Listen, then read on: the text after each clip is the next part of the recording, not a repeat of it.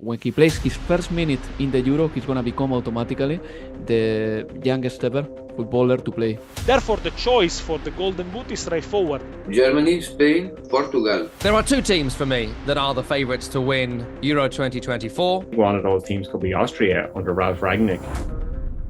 The wait is finally over. Euro 2024 is upon us, and you won't want to miss a single moment. But before the first whistle blows, we are bringing you something you've never seen before. The Oddspedia Euro Pundit Blitz, where we've assembled a dream team of all our experts. They are ready to unleash a preview that will have you pumped for the tournament. This video is packed with so many insights, predictions, and hot takes. So let's not waste any more time and dive straight into the best video preview you need to dominate Euro 2024. First thing, with Germany hosting the tournament, what are your overall thoughts on their chances and overall organization for this Euro 2024? It's an incredible country to be hosting the competition, from the Allianz Arena to Signal Iduna Park to the home of RB Leipzig to all of the grounds across the country, wherever the games will be hosted. They have an incredible combination of modern stadiums invested in heavily during the last time they hosted the World Cup, and great infrastructure and a great football fan culture as well. And I think Germany will embrace Europe once again, coming to its shores in order to enjoy football. And in terms of the team, there's loads of great narratives around Germany right now, and I think they've got every chance of winning the competition. Firstly, in Julian Nagelsmann, they have one of the great tactical minds of his generation, which is my generation, which goes to show just how young he is. I think in Kai Havertz and Füllkrug of Arsenal and Borussia Dortmund, respectively, they've got two players who have been fantastic in front of goal this season. And bring it home for Germany, or rather, keep it at home. They've got every chance. Germany actually are the perfect host for Euro 2024. We've seen in the past how good they are at hosting tournaments. If you remember back to 2006, they had the summer fairy tale, they called it, in Germany, where kind of all of the world came to watch the World Cup and had a fantastic time at it. And I think that's part of the way Germany organised things, that cliche of there being an efficient nation, the transport quality, the ease it is to get from game to game, city to city, the passionate fans they have. We know all about them from watching them in the Bundesliga. So this is going to be a huge tournament for Germany, and it's going to be a great place to watch football because they have iconic stadiums all around the country. The final in Berlin in the Olympic Stadium, that is obviously going to be hugely entertaining. We see the German Cup held there every year, and we've seen European Championships and World Cup finals held there before. So it is an iconic stadium. And just like the semi-final venues in Munich and Dortmund, they're two of the most famous stadiums in world football. So it seems to be the perfect place to play football and watch football, and for fans to go and enjoy the event. I think that Germany has a very good team.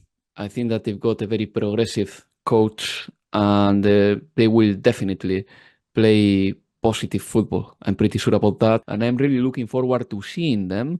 And I'm also really looking forward to seeing if Bayer Leverkusen stars have a place in the German team. I think Florian Wirtz is going to have it in the lineup. I really want to see if Andrich is going to play in midfield because he had a terrific season. And then maybe Ta has an option to play alongside Rudiger in defense. Let's see. But overall, I think that Germany doesn't have many reasons to feel negative about themselves. I know that the friendlies have been disappointing at times on the road to the tournament, but then in 2024, in March, they won the two friendlies they have, and that gave the team a boost. I'm pretty sure about that. Well, extremely positive. First of all, a major tournament in Germany brings back memory to Italy's last World Cup success in 2006, the summer of Pirlo, Luca Toni and Fabio Grosso. It would be amazing for us to replicate the win, but in general, I am very, very happy Euros have returned to be hosted by just one nation. I was never a big fan of the traveling tournament like 3 years ago. I think Germany, for its infrastructures, fans, and culture, is a perfect place to host such an important competition. And I love the home factor narrative too. Germany are a little bit like Italy, a team in transition, but Julian Nagelsmann is steering them in the right direction, and recently have got important wins against Netherlands and France.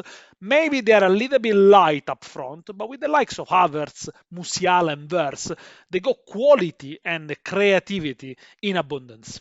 I think the bad moment is behind. Germany arrived with a lot of ambition, with a lot of individual and young talent, like Musiala, Wirtz. They do a very good season. And Nagelsmann give his idea, and the team start to play like Nagelsmann want. Germany, when they play at home, are really strong, and for that reason, I have a very good opinion for Germany. All right, so now who's your pick to be the breakout start of the Euro 2024? I think there's some really exciting young talent across this tournament for a lot of the countries, but no one more exciting for me than Lamine Yamal for Spain. 16 at the start of the tournament. He'll be 17 in mid-July. So by the time the final comes around, he will be just 17 years of age.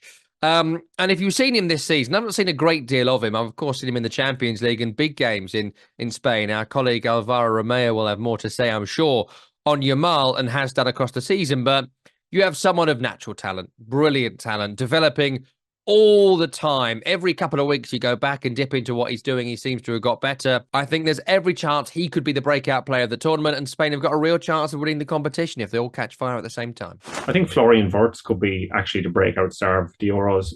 A lot of us who watch the Bundesliga know how good he is, but it might be time that he arrives on the conscience of the rest of the world, the people who don't watch Bundesliga week to week, because he's such an exciting player, the way he gets through defenses, the way he can pick a final pass, the way he gets on the ball and can score goals and can get around players. He just is the perfect kind of attacking player. And I think will see that for Germany at the Euros. And people who maybe were questioning him or wondering, is there a Bundesliga tax about him, or watched him in the Europa League final and thought he was a bit disappointing, they'll be turned on to just how good he is, because he's had an amazing season since coming back from injury. He's played 48 games this season. He's got 18 goals and 20 assists for Leverkusen. So he's just going to go from strength to strength, and I think he can be a huge star for Germany this summer. For me, Lamine Yamal could be the breakthrough player of the tournament. When he plays his first minute in the Euro, he's going to become automatically the youngest ever footballer to play in the European tournament, in the European Championship, and he's really talented. He dribbles very well. He doesn't have any problem to take responsibilities, to take on experienced defenders and left backs. I mean, he's a joy to watch. We saw him playing against Brazil so well in March. He has had a terrific season for Barcelona. And I think that he is one of those players that could be a generational talent for Spain. So I'm going to go for, as I said before, Lamine Yamal. So here we are looking at a talented player that perhaps is not considered quite world-class yet. Someone like James Rodriguez in 2014 at the World Cup, or Renato Sanchez back in 2016. I believe the Netherlands are going to be very competitive this summer, and Xavi Simons has had an excellent season at RB Leipzig, moving away from PSG, and the pressure has really benefited him, and he has registered 10 goals and 15 assists so far in this campaign, contributing to his side finishing 4th in the Bundesliga. Simons is only 21 years old and has never scored at a senior level for the Netherlands. Some have questioned his consistency and the ability to do it in big games, but clearly Ronald Koeman trusts him to play as a right winger, and this could be Simons' opportunity to establish himself at top level. Musiala in the Bayern do a very good season, and I think with Germany this year is his competition, and Musiala will do a brilliant Euro Cup. Who will be, in your opinion, the biggest absent at the tournament? Probably Norway. They didn't qualify, and to not have Erling Haaland, the Golden Boot winner in the Premier League for consecutive years, and the Arsenal captain Martin Ødegaard, one of the most naturally talented players in European football, with that incredible origin story being at Real Madrid so young. I think not to have them is a huge blow for the competition, and I expect Norway to be at something in the next 2 to 5 cycles of their career, so not this time.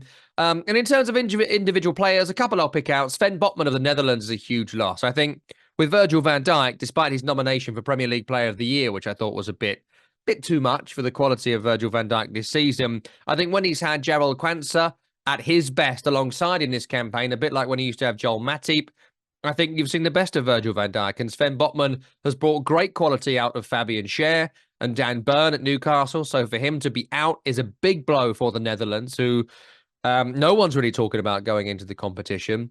Obviously, it's hard to look past Norway with Erling Haaland, Martin Ødegaard, and the big names they have. But I think on a fan point, I think the teams like Wales and the Republic of Ireland will be a big loss from the tournament, because we've seen in recent tournaments, in recent European championships, that some of their fans can be among the most passionate.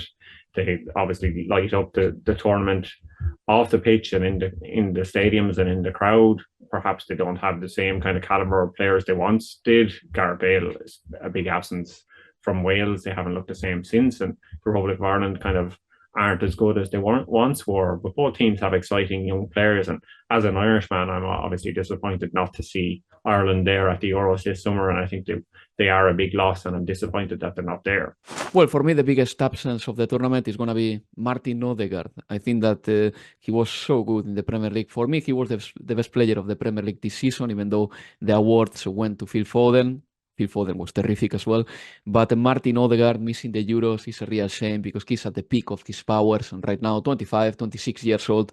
And I'm going to miss him. And when it comes to the biggest absence for a team, I will go for Sweden. Not Norway. Many people would say Norway, but Norway hasn't played an international tournament since 2000. But what about Sweden? Sweden normally qualifies. Sweden normally is very competitive. And, they are not in this tournament. And it's weird, because qualifying for the Euro is not that difficult at the end of the day. There are 24 spots over there. But Sweden hasn't made it. And a player like Alexander Isak, who had a terrific season for Newcastle United again, will be missing too. So, I will be very upset not to see Alexander Isak playing top football in summer.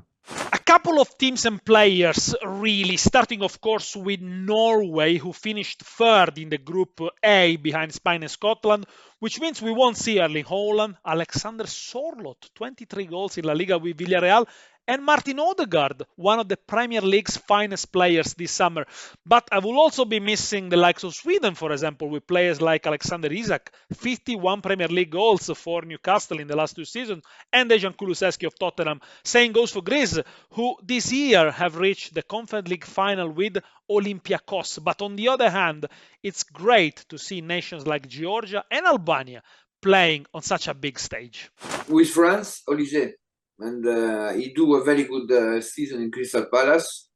I think he deserves to go to the Euro, because for Deschamps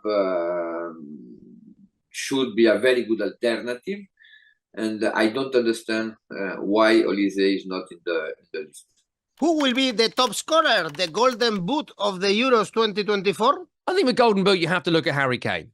He has been the ace goal scorer in European football now for some time. He has been a top scorer in major tournaments for England. He takes the penalties for England, and it's unlike him to have missed against France in the World Cup as he did. I wouldn't expect too many more misses from him.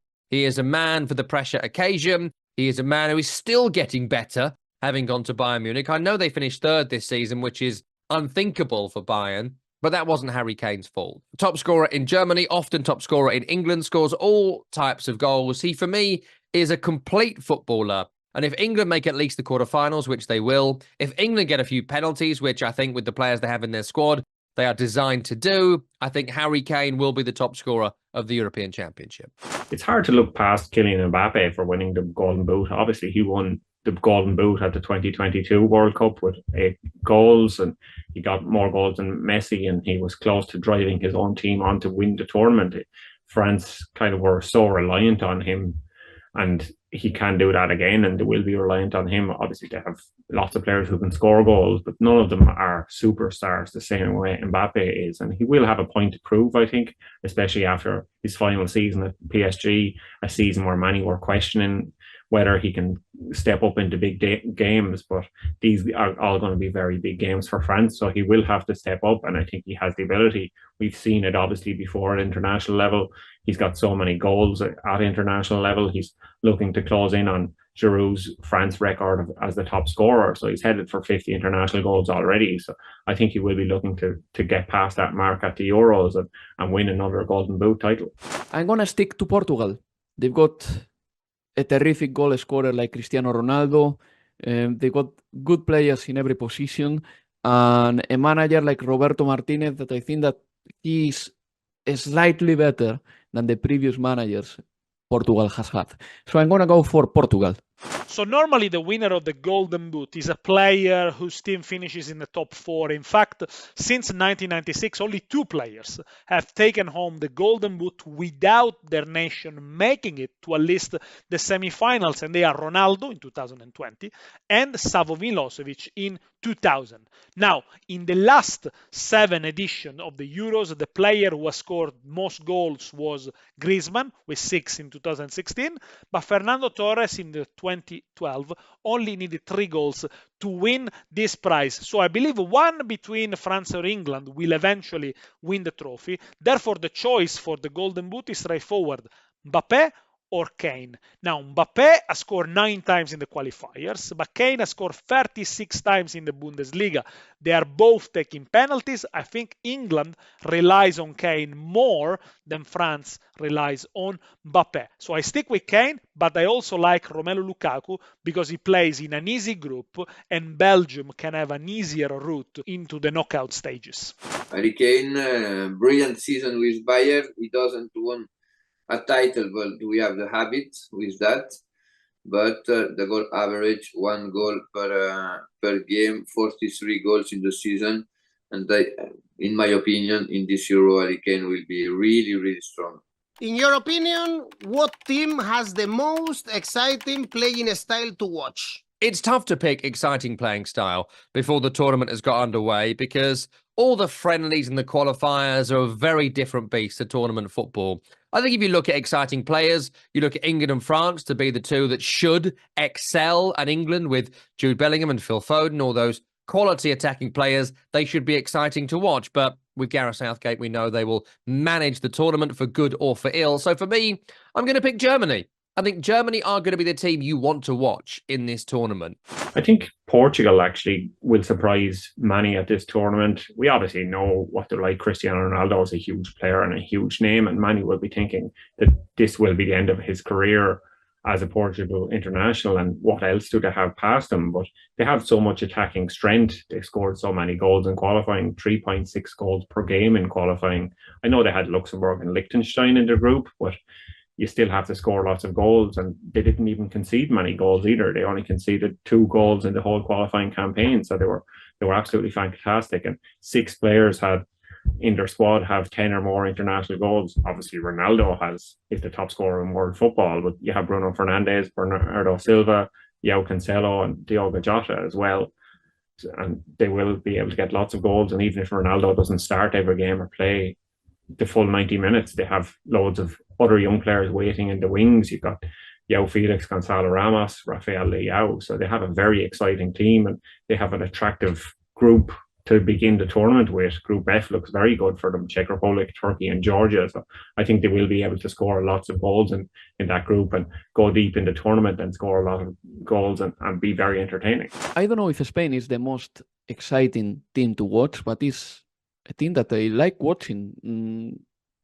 I'm not saying this because I am Spanish. I really believe that there is a certain merit in coming into a game and dominating it. Spain has tried to dominate the game for many years now, 16 years. They have managed to do it. They've got a very good midfield. And it's a team that also has two youngsters that are worth watching. They're so entertaining to watch because they dribble past players, they are fast, they are electric, they are technical, they are very imaginative and creative as well. I'm talking about Nico Williams and Lamine Yamal. And Luis de la Fuente, the new coach, is also an adept of possession style football, but he gives a little bit more freedom to the players. And I think that this is going to play in favor of entertainment, in favor of us or of you, a neutral supporter. And I think that you can get very entertained watching Spain this summer. So France are, for obvious reason, the favorites because they got the most strength in depth and they've been very consistent in terms of results. But for me, the most exciting is Portugal, not only because they're blessed with talents and experience. They qualified in style, 10 wins out of 10, goal difference of plus 34, but most importantly, they've shrugged off the tag of defensive team they had under Fernando Santos. Roberto Martinez has really changed them, making them more proactive and a team that likes to press high. Now, let's see how they do it against teams of higher caliber, but they don't just rely on the goals of Cristiano Ronaldo, although it's not a bad option to have on the bench. The likes of Leao, Gonzalo Ramos, Joao Felix, Bruno Fernandes really form a strong and potent attack. Germany, Spain, and I hope Portugal, because with Bob Martinez, the time with Santos are behind, and Bob Martinez is an offensive manager. He has the potential to play a really offensive football, and I think Portugal, Spain, and Germany will be playing the most offensive football in this Euro. How far can England go into the tournament? I think England should win the European Championship. They have gone close on a couple of occasions, having lost the final a couple of years ago against Italy, a game they should have won, having taken the lead through Luke Shaw, and the World Cup semi-final before that. I think my only doubt, really, is the previous World Cup. It was nothing in the end from England. And when the test came to beat France, did they play well? Yeah, they were very, very good. It was probably their best performance under Gareth Southgate and maybe their best performance at a major tournament since thrashing the Dutch in '96. But what happened? They got eliminated. And I think that going into the tournament with Gareth Southgate again might be a mistake. I think this will be his last tournament. Come hell or high water, you don't usually get 5 bites of the cherry. So would I back them? No, I wouldn't. I'm afraid. Tell me, Ronan, how far can Germany go in the Euros? I think Germany are happy enough to be hosting this tournament. They obviously don't see it as a tournament that they're definitely going to win. They're going to tournaments as favourites a lot of the time, but this hasn't been the case recently, and they changed managers going into the tournament.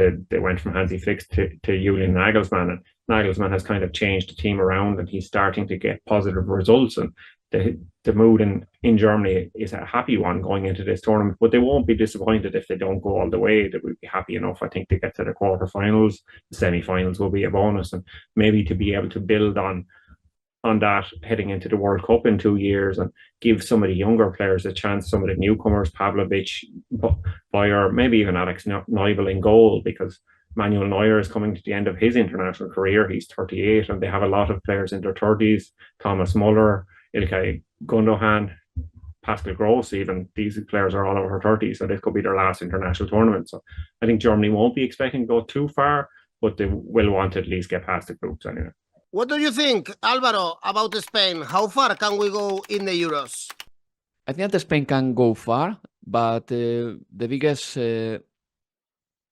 problem, and at the same time, the best asset of Spain, is the fact that they are a very good collective, maybe missing a top star. There are some stars in the making, in my opinion. Lamine Yamal or Nico Williams can be one of those. Rodri is a superstar, but he doesn't play in a position to win games on his own. He's a holding midfielder at the end of the day. But yeah, I think that Spain can get far. They got a difficult group. If they negotiate it, nobody will want to pair up with Spain. And I think that they can get far, but of course, I take into consideration that some other international teams, the likes of England or France, they've got better individuals to win games. How far can Italy go into the tournament? Well, it's difficult to say because, as you know, they are in one of the toughest groups with Spain, Croatia, and Albania. In terms of quality, the team is not too far off from the one that won the Euros 3 years ago, but it all depends on Luciano Spalletti and if he will manage in such a short period of time to give them an identity first and then re-establish that enthusiasm they had under Mancini in 2021. Italy have got a strong midfield with the likes of Barella, Jorginho, Pellegrini, numerous options at the back with players that can be deployed in more than one position, but the big issue remains up front. Of course, Gianluca Scamacca has ended the season superbly with Atalanta, but the same cannot be said about Federico Chiesa, for example. I believe they will be competitive as they always are, and I hope that the experience of the Italian sides in the European competitions lately, this season and the previous one, will help, of course, many of the Italian players. But I believe realistically we'll probably exit the quarterfinals, possibly against the hosts, Germany. Alain, France is one of the favorites. Do you think they can reach the final? France can win the tournament. France have to take a revenge, respect to the last Euro when they go out in the 18th final against Switzerland, and minimal in semi-final. If France don't arrive in semi-final, it will be a bad result for the champ. Are there any dark horses that could surprise us? Portugal, I think in Roberto Martinez, their manager, they've got someone with tournament experience, having got Belgium to a World Cup final a few years ago.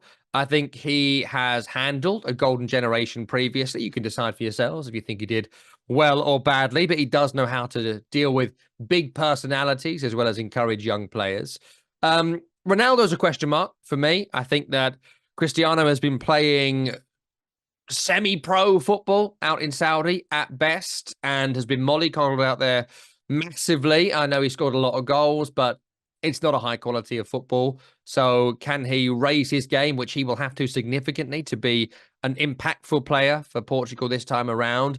And you add that to the fact that for me at this stage of his career in this squad, how good would it be to bring on Cristiano Ronaldo for the final 10, 15 minutes to swing a game in your favour? I think that would be a brilliant role for Ronaldo. The trouble is you have to convince Ronaldo of that, which is not an easy task. We'll see if Martinez can do it. They have a lot of hot streak players, Portugal. You could easily see them throwing the group in F, but if they get out of it, if you get good performances from Rafael Leão, Diogo Jota, Pedro Neto, Bruno Fernandes, Bernardo Silva, to name but 5, if those players, if 3 of those 5 hit hot streaks at the same time, you combine that with getting something from Ronaldo, they really could go deep in this competition. Like I said, Group D is the group of death, and I think this could be open the way for many teams in it to be confident of getting through. And in the Euros expanded now as it is, a lot of the third place teams might go through, and I think that opens the way for teams to go get on well in the groups and qualify for the knockout stage. And I think one of those teams could be Austria under Ralf Rangnick.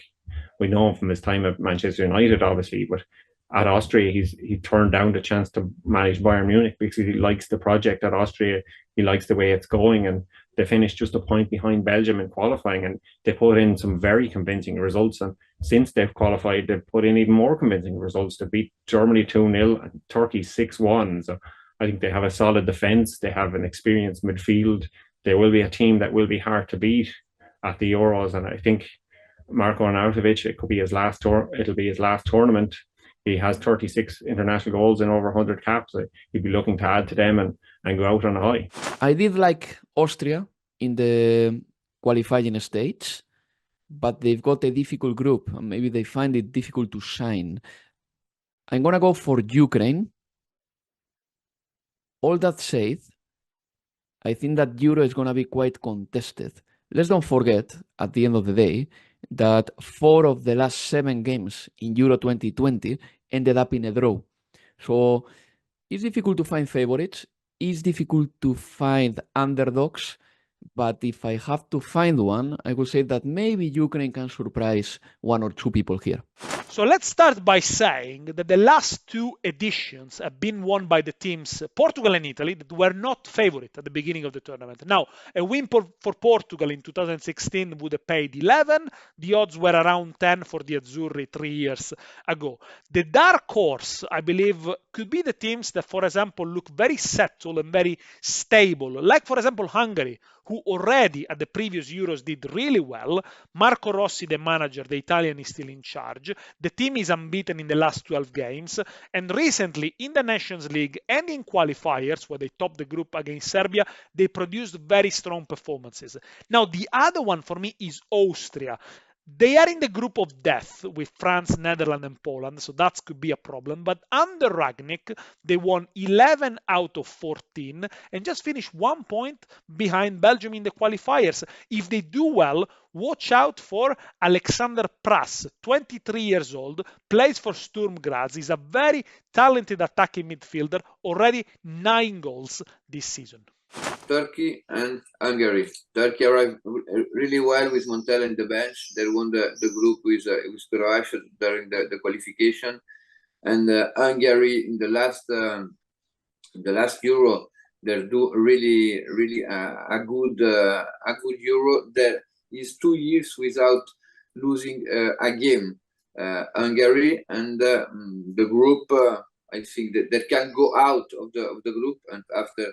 From the 18th of final, everything is possible. All right, guys. Then your predictions for the top 4. The top 4 teams for me. Number 1 is France for me. Secondly, I put England because the quality they have in their roster is amazing. From Harry Kane to Declan Rice, Bukayo Saka, Phil Foden. I could go on. The quality is there. Germany, I think, have a brilliant chance. The host nation, Julian Nagelsmann, Toni Kroos, Leroy Sané, Nicholas Füllkrug, Kai Havertz, good players, good defenders, Antonio Rudiger, Jonathan Tah. Good feel about Germany right now with the Nagelsmann new contract. They've got a great chance. And my 4th pick is Portugal. They are my dark horses. If they can solve the Cristiano Ronaldo question and get a hot streak from Rafael Leao, Diogo Jota, Pedro Neto, Bernardo Silva, Bruno Fernandes, 3 of that 5 having good tournaments. They've got every chance of winning it. So France, England, Germany, and Portugal would be my top 4. Well, with 3 teams going through from some groups, it makes it a bit harder to predict which exact teams will be playing in the semi-finals. But I like the look of England, Spain, Portugal, and France as the last 4 in the tournament. And if everything goes the way those teams hope it will, with those teams ending up as group winners, they will be all able to meet each other in the semi-final. And I think those are the kind of semi-finals that everybody around Europe will be hoping for. We'll set up a semi-final of Spain versus Portugal, the Iberian Derby. And then I think the match that everybody would really be looking forward to, England versus France, will be an iconic semi-final. So that would be really exciting. And I think we all hope that would be the semi-final or the final, and these teams get to meet each other at the Euros. Germany, Portugal, England, and France is absolutely possible, doable according to the draw, and I think that could be the semi-final. I'm expecting France, England, Germany, and Portugal all to win their groups and therefore eventually meet in the semi-finals. Now, if everything goes to plan, although normally it doesn't, one side of the draw might be stronger than the other one, as the 2 main favorites, England and France, could meet in the semi-final on the 10th of July in Dortmund. So that leaves the other semi-final the day before in Berlin between Germany and Portugal. But then again, this is all on paper. Perhaps one between Belgium, Netherlands, Italy, even Spain could sneak into the top 4. Germany, England, France, Spain.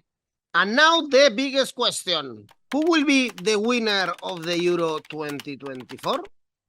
There are 2 teams for me that are the favourites to win Euro 2024.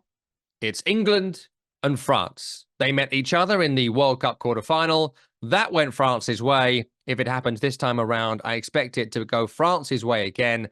They are my favourites. France had the major tournament experience. France were unlucky not to win the World Cup last time out. It took a gargantuan Messi-inspired Argentina for them not to win it.